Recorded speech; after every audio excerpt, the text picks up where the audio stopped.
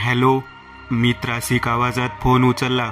माझी झोपमोड झाल्याने खरं तर मी चिडलो होतो. पलीकडे नित्या होता. आता रात्रीचे 12 वाजत आले होते. दिवसभर धावपळ करून एकतर मी थकलो होतो. सकाळी 6लाच मला लॅबमध्ये पोहोचायचे होते आणि ही काय वेळ आहे का कॉल करायची? इतके काय महत्त्वाचे असेल? सम्या, तुझे काम झालं बघ. मला काहीच संदर्भ लागेना आणि संदर्भहीन बोलायची त्याची जुनी खोड होती. रवीचा मित्र फॉरेस्ट ऑफिसर आहे. फणसाड त्याच्या अंतर्गत येते. रवी त्याच्याशी बोलला तुझ्या कामाबाबत. त्याने तुला फोन करायला लावला. नित्याने एकदम सर्व सांगितले. काय बोलतोस? आता मी एक्साइट झालो होतो. माझा राग क्षणार्धात मावळला. नित्याला माझी हीच प्रतिक्रिया अपेक्षित असावी. नित्याने मी क्लासमेट आहोत. नित्या हा अतिशय उत्साही गडी. कुठलीही गोष्ट करायची म्हटली की हा लगेच एका पायावर तयार. नित्या, तू माझं खूप मोठं काम केलंस बाबा. खूप खूप धन्यवाद. मी त्याचे आभार मानले. पार्टी पाहिजे मला. नुसते धन्यवाद नाही चालणार. तो हसत म्हणाला. मी लगेच कबूल झालो. त्याने दिलेला नंबर मी लिहून घेतला. माझी झोप पळाली होती. मी फणसाडला जायचा विचार करत तसाच पडून राहिलो. नंतर कधीतरी माझा डोळा लागला. बॉटनीमधील मास्टर डिग्री मी नुकतीच घेतली होती. डिस्टिंक्शन मिळाल्याने भोसले सरांनी मला PhD करण्याचे सुचवले. संशोधनाची मलाही आवड असल्याने मी लगेच तयार झालो. भोसले सरच मला गाईड करणार होते. त्यांनी मला PhD साठी विषय सुचवला. सेरोपेजिया जीनसमधील वनस्पतींची औषधी गुणधर्म. मीही लगेच नाव नोंदवून टाकले. खरं म्हणजे हा विषय तसा किचकट होता. सेरोपेजिया जीनसमधील खूपच कमी स्पेसीज भारतात आढळतात आणि महाराष्ट्रात सह्याद्रीच्या डोंगर रांगात तर बोटावर मोजता येतील इतक्याच स्पेसीज अस्तित्वात होत्या. त्यासुद्धा आता नष्ट होण्याच्या मार्गावर आहेत. पावसाळ्यात काही महिनेच या वनस्पती फुलतात. नंतर यांचा कंद वर्षभर जमिनीत टिकून राहतो. मला तो कंद मिळवावा लागणार होता. त्यावर रासायनिक चाचण्या कराव्या लागणार होत्या. त्यामुळे आता लॅब सोडून फील्ड वर्क करावे लागणार होते. एक शोध मोहीम हाती घ्यावी लागणार होती. सह्याद्रीच्या अनवट वाटा धुंडाळाव्या लागणार होत्या. मी अनेक संदर्भ चाळत होतो. या वनस्पती कुठे सापडू शकणार होत्या याविषयीची हिस्ट्री पाहणे चालू होते. त्या दिवशी लायब्ररीत बसलो असताना भोसले सरांनी एक जुने पुराणे जर्नल माझ्या समोर टाकले. बायोडायव्हर्सिटी अँड टेक्सॉनॉमी नावाचे 20व्या शतकाच्या सुरुवातीला प्रकाशित झालेले ते जर्नल होते. छपाई जुन्या पद्धतीची दिसत होती. प्रकाशन साल 1996 दिसत होते. त्यातील एका लेखावर भोसले सरांनी काही खुणा केल्या होत्या. मी तो लेख वाचला. कोणीतरी इंग्लिश बॉटनिस्टने तो लिहिलेला होता. त्याच्या म्हणण्यानुसार सेरोपेजिया ओमिसा नावाची स्पेसीज फणसाड येथील जंगलात त्याला आढळली होती. त्या संदर्भात त्याने लेख लिहिला होता. सेरोपेजिया ओमिसा. मी विचारात पडलो. या स्पेसीजचे नाव मी पहिल्यांदाच ऐकत होतो. भोसले सरांच्या लक्षात माझा गोंधळ आला होता. त्यांनी सांगायला सुरुवात केली. सेरोपेजिया ओमिसा स्पेसीज आता नामशेष झाली आहे. तिची शेवटची नोंद 1916 सालची हीच आहे. पण मला वाटते की आपण फणसाडला जाऊन शोध घेतला पाहिजे. न जाणो अजूनही एखाद्या कडेकपारीत तिचे अस्तित्व टिकून असेल. तुझ्या प्रबंधासाठी हा शोध खूप महत्त्वाचा ठरेल समीर. त्या दिवसापासून माझ्या डोक्यात एक भुंगा पिंगा घालू लागला. सेरोपेजिया ओमिसा. मला आता फणसाडला भेट द्यावी लागणार होती. पण तेथील जंगल फॉरेस्ट खात्याच्या ताब्यात असल्याने मला फॉरेस्ट खात्याची परवानगी आवश्यक होती आणि नित्याने माझे ते काम केले होते. सकाळी मी नित्याने दिलेल्या नंबरवर कॉल केला. बराच वेळ रिंग वाजत होती. हॅलो. एक भारदस्त आवाज ऐकू आला. हॅलो, धुमाळ साहेब आहेत का? मी आवाजात शक्य तितका नम्रपणा आणला. बोलतोय. काय काम आहे? मी समीर बोलतोय. रवीने तुम्हाला कॉल करायला सांगितले होते. तो बोललाय माझ्या कामाविषयी. मला काय बोलावे ते सुचेना. त्यांना आठवते का नाही. 2 सेकंद तसेच गेले. हां आठवलं. तू उद्या ये सुपेगाव रेस्ट हाऊसला. उद्या तिथे मीटिंग आहे. भेटू आपण. एवढे बोलून त्यांनी फोन कट केला.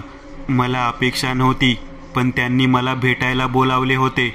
भोसले सरांशी मी बोललो, तेही खुश झाले. नित्याने पार्टी वसूल केली. मी बॅग भरायला घेतली.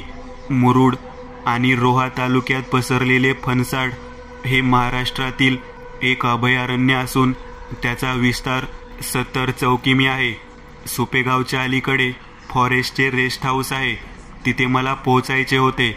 धुमाळ साहेब तिथेच मला भेटणार होते. पहाटे लवकर मोटरसायकल घेऊन निघालो होतो. सुपेगावला पोहोचलो तेव्हा 9 वाजले होते.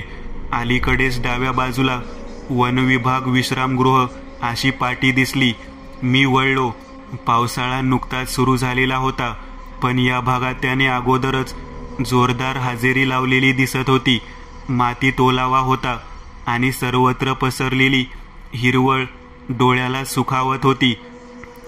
आज जाणारा रस्ता ओबडधोबड होता. कधी काळी त्याच्यावर खडीकरण केलेल्या खुणा दिसत होत्या. दोन्ही बाजूंनी झाडी इतकी दाट माजली होती आणि रस्त्यावर झुकली होती की तो रस्ता नसून एक जणू भुयार आहे असे वाटत होते. ती गंजकी पाटी नसती तर कदाचित इथे रेस्ट हाऊसला जाणारा रस्ता आहे हे सांगूनही कोणाला खरे वाटले नसते. रस्त्यावरील दगडगोटे चुकवत मी गाडी हळूहळू चालवत होतो. 10 मिनिटानंतर मला रस्ता सरळ एका कुंपणाच्या आत शिरलेला दिसला. तारेचे कुंपण होते ते. मी रेस्ट हाऊसला पोहोचलो होतो. गर्द झाडीतील ते रेस्ट हाऊस मला खूप आवडले. एक बसका बंगलाच होता तो. कौलारू छप्पर, पुढील छोटासा व्हरांडा, त्याच्या समोरची मोकळी जागा आणि मुख्य म्हणजे आजूबाजूची ती झाडी मनाला भुरळ नाही घातली तर बोला. खरंच ते रेस्ट हाऊस नावाला शोभण्यासारखे होते. गेटमधून मी आत घुसलो. बाजूला गाडी पार्क केली. गाडीचा आवाज ऐकून एक व्यक्ती बाहेर आली. कोण पाहिजे? मला निरखत प्रश्न विचारला. धुमाळ साहेबांना भेटायचे आहे, त्यांनी बोलावलं आहे. तुम्ही मीटिंगला आला आहात का? पण आजची मीटिंग तर रद्द झाली आहे. त्याचे बोलणे ऐकून मी निराश झालो. आज तर त्यांनी बोलावलं होतं. त्यांना कॉल करावा का? माझ्या मनात विचार चालू होता. पण मी मीटिंगला आलो नाही, त्यांच्याकडे काम आहे माझे. बसा तुम्ही. जंगलात काहीतरी घडले आहे. साहेब तिकडेच गेले आहेत, येतील थोड्या वेळात. मी आत वेटिंग रूममध्ये बसलो. त्याने मला पाणी दिले. ह्या नक्की येथील केअरटेकर असणार, मी अंदाज केला. आता धुमाळ साहेबांची वाट बघत बसण्याशिवाय पर्याय नव्हता. आज मीटिंग होती इथं, पण रात्री जंगलात काही पर्यटक बेपत्ता झाले असल्याचा निरोप मिळाला आणि सगळं कॅन्सल करावं लागलं. तो सांगू लागला. मीही वेळ घालवायचा कसा या विचारात होतो. बेपत्ता झाले म्हणजे फिरायला आले होते काही जण जंगलात. त्यापैकी काही जण रस्ता चुकले. बाकीच्यांनी खूप शोधले, पण ते सापडले नाहीत. त्यांनी मग ऑफिसला संपर्क साधला. मी काहीच बोललो नाही. माझ्या डोक्यात ते बेपत्ता झालेले लोक कुठे अडकले असतील याचा विचार सुरू झाला. लोक मजा मारायला येतात जंगलात, पण जंगलाचे नियम विसरतात. सगळ्या जागा काही सारख्या नसतात. पण सांगणार कोण? मी चमकून त्याच्याकडे पाहिले. तो स्वतःशीच बोलल्यासारखा बोलत होता. तुमचं काय काम आहे साहेबांकडे? त्याने मला प्रश्न विचारला. पण मी काही बोलायच्या आत बाहेर हॉर्न ऐकू आला. तो लगबगीने उठून बाहेर गेला. मीही त्याच्या मागोमाग व्हरांड्यात आलो. फॉरेस्ट खात्याच्या जीपमधून ते तिघेजण खाली उतरले. ड्रायव्हरने जीप वळवून लावली. धुमाळ साहेबांना मी आधी पाहिले नसल्याने कोणाशी बोलावे हा प्रश्न होता. तू समीर का? एका उंचपुऱ्या व्यक्तीने माझ्याकडे पाहत हात पुढे केला. Good morning sir. मी त्याच्याशी शेक हँड केला. त्यांच्या डाव्या हातात वायरलेस रेडिओ सेट दिसत होता. Very good morning. बस थोड्या वेळ, मी आलोच 1-2 कॉल करून. त्या दोघा इसमांनाही त्यांनी बसण्यास सांगितले. भिवा, चहा घेऊन ये. धुमाळ साहेब आत जात म्हणाले. त्या केअरटेकरचे नाव भिवा होते, तर त्यांच्याबरोबर असलेल्या 2 व्यक्ती खूप तणावात दिसत होत्या. त्यांचे चेहरे पडलेले होते. आम्ही वेटिंग रूममध्ये येऊन बसलो. कोणीच काही बोलत नव्हते. काही वेळ तसाच शांततेत गेला. कॉल करून धुमाळ साहेब आमच्यात येऊन बसले. आजचा दिवस खूप धावपळीचा आहे बघ समीर. तुला खरे आज येऊ नको सांगायला पाहिजे होते, पण असो. हे प्राध्यापक दीक्षित व हे प्राध्यापक हिवाळे. त्या दोघांची त्यांनी ओळख करून दिली. मी त्यांना नमस्कार केला. ते अजूनही तणावात होते. काले त्यांच्या कॉलेजच्या विद्यार्थ्यांचा ग्रुप घेऊन आले होते. 22 मुले होती. त्यापैकी 2 जण जंगलात भटकताना रस्ता चुकले. काल दुपारनंतर लक्षात आलं. त्यानंतर शोधाशोध सुरू झाली. रात्री उशिरापर्यंत शोध मोहीम चालू होती. त्यांचा तपास लागला नाही. आज सकाळपासून आमचे लोक शोधतायत. सापडतील. तुम्ही काळजी करू नका सर. आमचे लोक शोधून काढतील त्यांना. वास्तविक धुमाळ साहेबांना मला हे सांगायची काही गरज नव्हती, पण वातावरणातील ताण हलका करण्यासाठी कदाचित ते बोलत असावेत. त्या दोघांनी सुस्कारा टाकल्याचे मला भासले. या परिस्थितीत मला माझा विषय काढणे उचित वाटले नाही. एवढ्यात भिवा चहा घेऊन आला. आम्ही चहा पिऊ लागलो. प्रत्येकजण विचारात गर्क होता. त्याचवेळी आतल्या खोलीत ठेवलेला वायरलेस खरखरला. चहा तसाच अर्धवट ठेवून ते आत गेले. पलीकडून कोणीतरी संदेश देत होते. त्याचा खरखर अस्पष्ट आवाज आम्हाला ऐकू येत होता. तो आवाज बंद होताच धुमाळ साहेब घाईने आले. आपल्याला ताबडतोब जायला हवे. त्यांचा शोध लागलाय आणि आपल्यासाठी वाईट बातमी आहे. त्यांचा आवाज कापरा झाला होता. त्या खडबडीत वाटेवरून आमची जीप आदळत चालली होती. कोणीच बोलायच्या मनस्थितीत नव्हते. वायरलेसवरून निरोप मिळताच आम्ही तात्काळ निघालो होतो. निरोप काय होता हे सुद्धा कोणी विचारले नव्हते, कारण उत्तर ऐकायची हिंमत कोणामध्ये नव्हती. मीही जीपमध्ये बसलो होतो आणि मला कोणी विरोध केला नव्हता. आम्ही आता जंगलाच्या अंतर्भागात चाललो होतो. झाडी आणखीन दाट झाली होती. जीप ड्रायव्हर कसरत करून जीप पुढे रेटत होता. काही अंतरावर एक पोलीस जीप उभी असलेली दिसली. यापुढे जीप नेणे शक्यच नव्हते. पुढे चालत जावे लागणार होते. आम्ही उतरून चालायला लागलो. ड्रायव्हर जीपपाशीच थांबला. धुमाळ साहेबांना ठिकाण माहीत असावे. आम्ही त्यांच्या मागून निमूटपणे चालत होतो. आता झाडी आणखीनच गर्द झाली होती.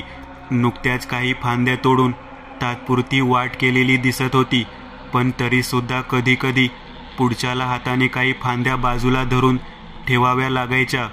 त्यावेळेसच मागची व्यक्ती पुढे येऊ शकत होती. आडखळत ठेचकाळत आम्ही पुढे पुढे सरकत होतो. इतक्या ती मुले कशी काय आली याचे आश्चर्य वाटत होतं. बरीच वळणे घेऊन आम्ही त्या ठिकाणी एकदाचे पोहोचलो. समोरच्या मोकळ्या जागेत 8-10 माणसे जमली होती. त्यात पोलीसही दिसत होते. त्यांच्या मागे एक प्रचंड मोठा वटलेला वृक्ष दिसत होता. त्याचा घेर इतका होता की 4-5 घरं त्याखाली सहजच सामावून गेली असती. हिरवेपणाचा नामोनिशान त्या वृक्षावर नव्हता. पूर्णपणे वाळून गेलेल्या त्या झाडाच्या पारंब्या इतक्या होत्या की त्यांचेच एक छोटे जंगल झाले होते. त्याचा खोडाचा भाग सुद्धा दिसणे अशक्य होते. एखादा हिंस्र जंगली श्वापदाला लपून राहायला ती योग्य जागा होती. त्या वृक्षाच्या चहूबाजूंनी फरलांगभर अंतरावर एकही वनस्पती दिसत नव्हती. जणू काही ती जागा वनस्पतींना निषिद्ध होती किंवा त्या जागेवर कोणाची तरी सत्ता होती आणि त्याच्या परवानगीशिवाय कोणीही तिथे प्रवेश करू शकत नव्हते. आम्ही जाताच इन्स्पेक्टर पुढे आले. त्यांनी धुमाळ साहेबांशी हस्तांदोलन केले. धुमाळ साहेबांच्या कानाशी ते काहीतरी कुजबुजले. धुमाळ साहेबांच्या चेहऱ्यावरून वाटत होते की काहीतरी भयंकर घडले आहे. ते आमच्याकडे वळून म्हणाले, सर, ते दोघे आपल्याकडे सापडले आहेत, पण दोघेही जिवंत नाहीत. धुमाळ साहेबांचे शब्द ऐकताच दीक्षित सरांना तर भोवळच आली. हिवाळे सरांनी त्यांना आधार दिला. दोघांच्या डोळ्यातून अश्रू वाहू लागले. निरोप मिळाल्यापासून मनात असे काही झाले असावे अशी शंका होतीच, पण ती खरी झाल्याचे पाहून मला सुद्धा हा धक्का बसला होता. कितीही मनाची तयारी केली तरी आपल्या मनात उगाच भाबडी आशा असते. राणे साहेब, कुठं सापडली ती दोघं? धुमाळ साहेबांनी इन्स्पेक्टरला विचारले. या माझ्या मागे. मी व धुमाळ साहेब त्यांच्या मागे निघालो. दोन्ही प्राध्यापक तिथेच थांबले. एक प्रकारे बरेच झाले. काय बघायला मिळणार होते कुणास ठाऊक. आम्ही त्या वृक्षांच्या पारंब्याच्या गर्दीत शिरलो. भर दुपारी आत अंधारलेले होते. तेथील हवा दमट कुबट होती आणि एक खारट वास तिथं भरून राहिला होता. रक्त, नक्कीच तो रक्ताचा वास होता. मी शहारलो. थोडं पुढे होताच ते समोरचे दृश्य पाहून मी हादरलो. जागच्या जागी थिजलो. खोडाच्या जवळ पारंब्याच्या गुंतावळ्यात त्यांची प्रेत पडलेली होती. फुग्यातून हवा काढून घेतल्यावर तो जसा मलूल होतो तसेच त्या दोघांच्या शरीरातील रक्त काढून घेतले गेले होते. आता फक्त हाडे आणि त्यावर चिकटलेले कातडे एवढेच शिल्लक होते. आजूबाजूला जमिनीवर आजूबाजूच्या फांद्या नि पारंब्यावर रक्ताचे शिंतोडे उडालेले होते. तेथील ती कुबट हवा, तो खारट वास आणि ते भयंकर दृश्य पाहून मला मळमळून आले. मला उलटी होईल की काय असे वाटायला लागले. मी तसाच माघारी फिरलो नि बाहेर येऊन डोकं धरून बसलो. काही वेळाने ते दोघंही तिथून बाहेर आले. माझे डोके प्रचंड ठणकायला लागले होते. पंचनामा झाला आहे, इथं सह्या करा. राणे साहेबांनी एक कागद पुढे केला. मी आणि हिवाळे सरांनी त्या कागदावर सह्या केल्या. एखाद्या प्राण्याचे काम दिसते. वरकरनी तरी पोस्टमॉर्टमचा रिपोर्ट आल्याशिवाय मृत्यूचे कारण कळणार नाही. राणे साहेबांनी पंचनाम्याचा कागद हवालदाराकडे दिला. काही वेळातच आम्ही माघारी फिरलो. रेस्ट हाऊसला आम्ही पोहोचलो तेव्हा 2 वाजले होते. दोन्ही प्राध्यापक डेड बॉडीज बरोबर सरकारी हॉस्पिटलला गेले होते. आता मी धुमाळ साहेब आणि भिवा तिघेच होतो तिथे. भिवाने जेवायची तयारी केली होती, पण जेवायची वासनाच होत नव्हती. भिवाला सुद्धा एव्हाना सर्व गोष्टी कळल्या होत्या. माझ्या कामाच्या बाबतीत बोलणं आता योग्य नाही हे मी समजून होतो, पण त्याचवेळी धुमाळ साहेबांनी विषय काढला. समीर, रवीने मला सर्व कल्पना दिली आहे, पण एवढे 2-4 दिवस जाऊन दे. मग ये तू इथे रेस्ट हाऊसला राहा आणि तुझा प्रोजेक्ट पूर्ण कर. भिवा आहे तुझ्या मदतीला. धुमाळ साहेबांनी माझा प्रश्नच निकाली काढला. वास्तविक मला आनंद व्हायला पाहिजे होता, पण मगाचे ते दृश्य अजून डोळ्यासमोरून जात नव्हते. मी खरंच खूप आभारी आहे. मी त्यांना धन्यवाद दिले. ते अजूनही विचारात होते. माझे बोलणे त्यांनी ऐकले की नाही काही सांगता यायचे नाही, पण मला आता निघायला हवे होते. मी त्यांचा निरोप घेणार एवढ्यातच त्यांनी मला अचानक प्रश्न विचारला. समीर, खरं सांग, खरंच एखाद्या प्राण्याने ते सर्व केले असेल? कोणता प्राणी अशा प्रकारे रक्त शोषून घेऊ शकतो? धुमाळ साहेबांनी बराच वेळ माझ्या मनात घोळत असलेला हाच प्रश्न बोलून दाखवला होता. मी निघण्याच्या बेतात असतानाच धुमाळ साहेबांनी विचारलेल्या त्या प्रश्नाने मी थबकलो. खरंच कोणता प्राणी अशा रीतीने शिकार करत असेल? जंगली प्राण्यांचे तर हे काम निश्चित नव्हते. या मृतदेहातील सर्व रक्त शोषले गेले होते. हा प्रकार मला वेगळाच वाटत आहे सर, काहीतरी भयंकर. माझी हीच प्रतिक्रिया त्यांना अपेक्षित असावी. त्यांनी मान डोलावली. आपल्याला पोस्टमॉर्टम रिपोर्टची वाट बघावी लागणार आहे. त्यात मृत्यू नेमका कशामुळे झालाय ते कळेल. रक्त शोषून घेतल्याने की अन्य कारणाने? निश्वास टाकत ते म्हणाले. इतका वेळ भिवा आमचे बोलणे ऐकत होता. तो आता बोलला. साहेब, मला वाटते की हा भानामतीचा प्रकार असणार. या भागात हे प्रकार सर्रास चालतात. भिवाने या प्रकरणाला वेगळेच वळण दिले. भिवा हा शेजारच्याच एका वाडीत राहायला होता. आताची परिस्थिती अशी होती की त्याचे बोलणे उडवून लावता येत नव्हते. साहेब, तसली काही मंडळी सिद्धी प्राप्त करण्यासाठी नरबळी देतात आणि ते अशीच निर्भीड जागा शोधतात. माझ्या माहितीची काही लोक असल्या प्रकारात जाणते आहेत. त्यांचा सल्ला घेतला तर? भिवाने त्याचे बोलणे चालू ठेवले. आम्ही दोघे त्याच्या बोलण्याचा गांभीर्याने विचार करू लागलो. शक्य असू शकते काही जण ह्या मुलांवर लक्ष ठेवून असतील आणि संधी मिळताच ह्या दोघांचे अपहरण केले असण्याची शक्यता नाकारता येत नव्हती. आम्ही काळजीपूर्वक त्याचे बोलणे ऐकतोय हे पाहून त्याला उत्साह आला होता. तो अपेक्षेने धुमाळ साहेबांकडे पाहत होता, पण धुमाळ साहेबांनी त्यावर काही प्रतिक्रिया दिली नाही. ते उठले. चला, मला ऑफिसला जायला हवे. या प्रकरणाचा रिपोर्ट तयार करावा लागेल. मग तू कधी परत येतो समीर? माझ्याकडे पाहून ते बोलले. 2 दिवसांनी येतो सर. ठीक आहे, निश्चिंत मनाने राहा तू इथे. भिवा तुझी सर्व व्यवस्था करेल. शेवटचे वाक्य भिवाकडे पाहत बोलले. भिवाने मान डोलावली. त्याला आम्ही प्रत्युत्तर न दिल्याने तो थोडा नाराज झाला होता. मीही उठलो. मला खूप उशीर झाला होता. आता परत निघायला हवे होते. मी त्यांचा निरोप घेतला. सुपेगावच्या त्या रेस्ट हाऊसवरून आल्यावर मागचे 2 दिवस खूप धावपळीचे गेले. 14 तास काम करून लॅबमधील उर्वरित काम मला पूर्ण करावी लागली. लायब्ररीत जाऊन सेरोपेजिया ओमिसा तसेच सेरोपेजिया या फॅमिलीतील इतर स्पेशीज संबंधीची संदर्भ पुस्तके शोधली. शिवाय किमान 8 दिवस तरी मला त्या रेस्ट हाऊसवर मुक्काम करावा लागणार होता. त्या दृष्टीने आवश्यक सामानाची बांधाबांध केली. भोसले सरांनी काही सूचना दिल्या होत्या, त्याही मी काळजीपूर्वक नोंदवून घेतल्या. काही टेस्ट करण्यासाठी केमिकल्स व इतर साहित्य घेतले. माझी तयारी पूर्ण झाली. या धावपळीत जंगलातील त्या घटनेची तीव्रता जरा कमी झाल्यासारखी वाटली. ठरल्याप्रमाणे 2 दिवसांनी मी त्या रेस्ट हाऊसवर डेरे दाखल झालो. धुमाळे साहेबांना मी आल्याचा कॉल केला. संध्याकाळी येतो भेटायला एवढे बोलून त्यांनी फोन ठेवला. भिवाने मला माझी खोली दाखवली. मी माझे सामान लावले. भिवा जेवणाची तयारी करू लागला. मी काही संदर्भ ग्रंथ चाळत पडलो. दुपारी जेवताना भिवाने मात्र तो विषय काढला. त्याच्या म्हणण्यानुसार त्या 2 मुलांवर भानामतीचा प्रयोग झाला होता आणि त्यांचे रक्त अघोरी शक्तींना पाजले गेले होते. आता त्या अघोरी शक्ती ताकदवान होणार होत्या. त्यांना वेळीच आवरले नाही तर मात्र आणखीन जीव जाणार होते. मी त्याचे ऐकत होतो. या गोष्टी आजच्या काळात अस्तित्वात असतील. माणूस सुद्धा कसा बनावटी असतो बघा. ज्यावेळी तो त्रयस्थाच्या भूमिकेत असतो त्यावेळी तो विज्ञानवादी बनतो. पण अशी एखादी घटना त्याच्या स्वतःच्या बाबतीत घडली की मग मात्र त्याचं बेगडी रूप लक्षात येतं. घटनेची तीव्रता, ते वातावरण यांचा आपल्या मनावर इतका परिणाम होतो की आपण कुठल्याही गोष्टीवर लगेच विश्वास ठेवतो. आणि काही कालावधी गेला किंवा सुरक्षित वातावरणात आपण असलो की मग मात्र आपणच या गोष्टींना नाव ठेवतो. माझेही सेम असेच झाले होते. त्या दिवशी मी भिवावर विश्वास ठेवायला तयार झालो होतो आणि आज मला त्याचे म्हणणे कुळचटपणाचे वाटत होते. आज मी भिवावर विश्वास ठेवायला तयार नव्हतो.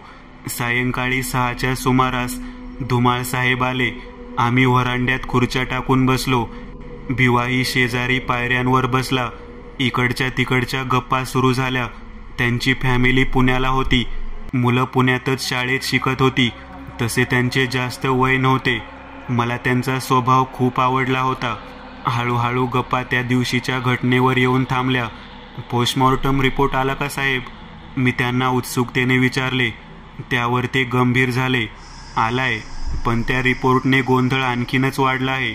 दोघांचाही मृत्यू गळा दाबल्यामुळे गुदमरून गेल्याने झालाय असे रिपोर्टमध्ये आहे. दोघांच्याही शरीरावर छातीत थेट हृदयापर्यंत जाणारी एक जखम आढळली.